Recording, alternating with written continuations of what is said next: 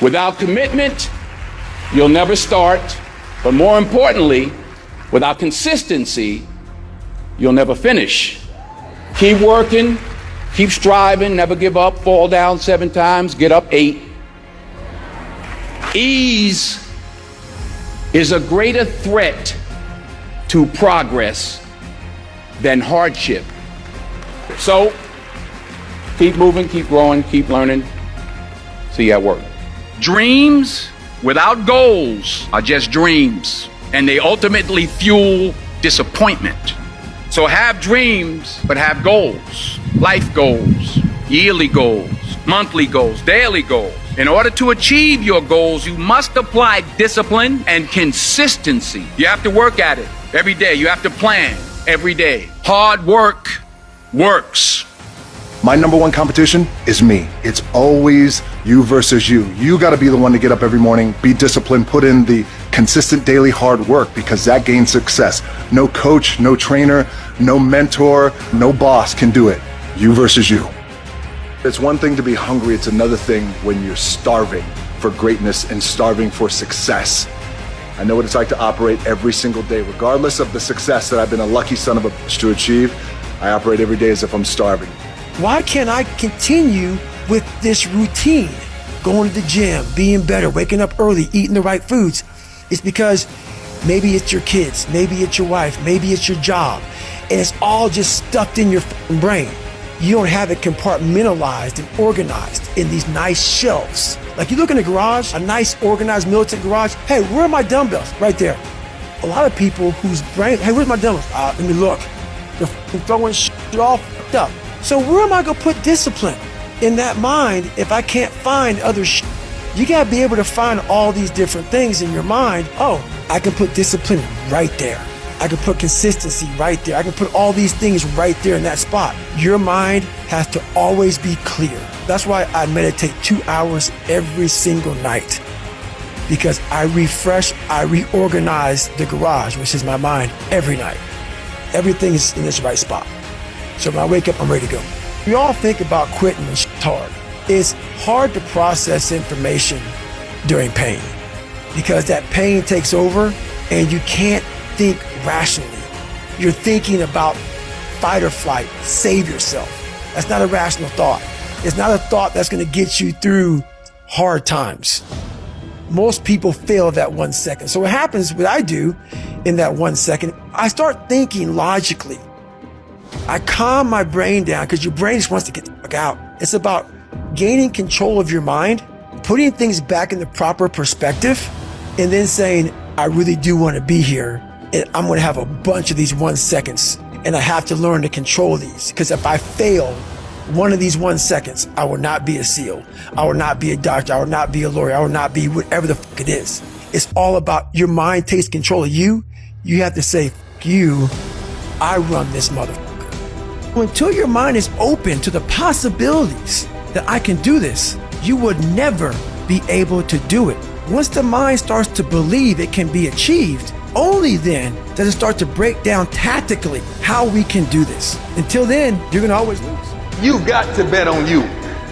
You believe in everybody else, you clap for everybody else, you support everybody else, you're baking cakes and making cookies for everybody else. But when are you gonna look in the mirror and believe in the darn person you see? It's about time for you to believe in you, because you got it. You've just gone through a breakup, and it's the worst thing you've ever been through.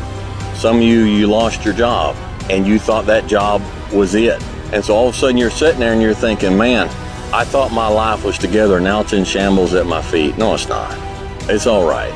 A blade does not become strong until it's been through the fire several times.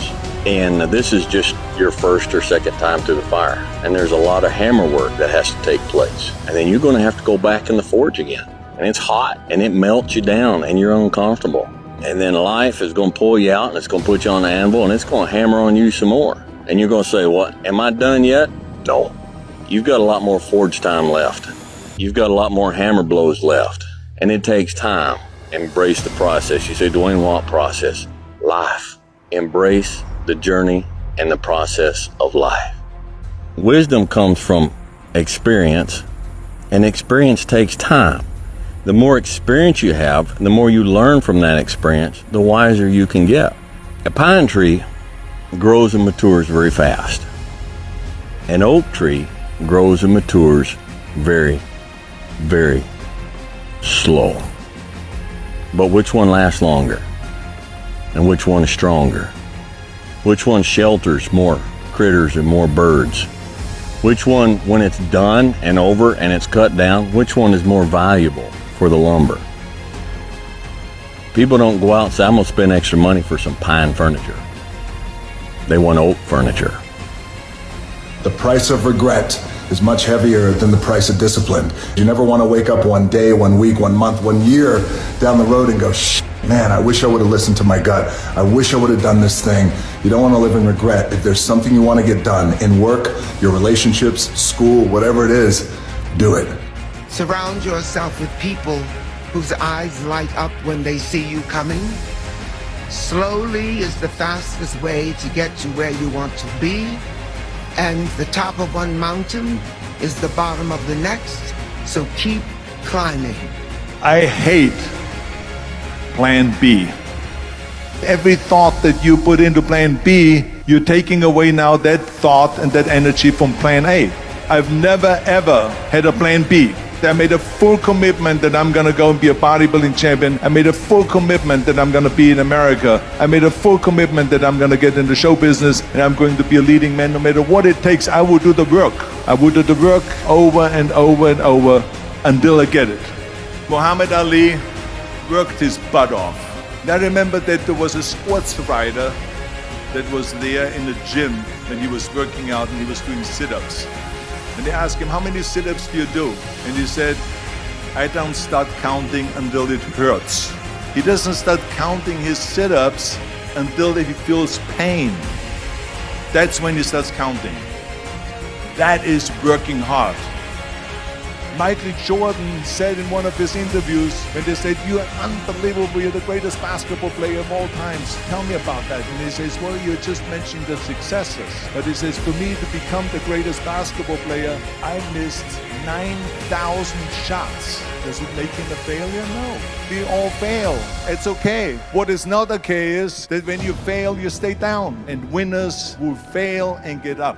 Fail and get up. You always get up. That is a winner. There is a difference between passion and obsession. When you're passionate, everybody cheers you on. They're stoked for you. Oh, you found your passion? Awesome. Follow your passion. Live with passion.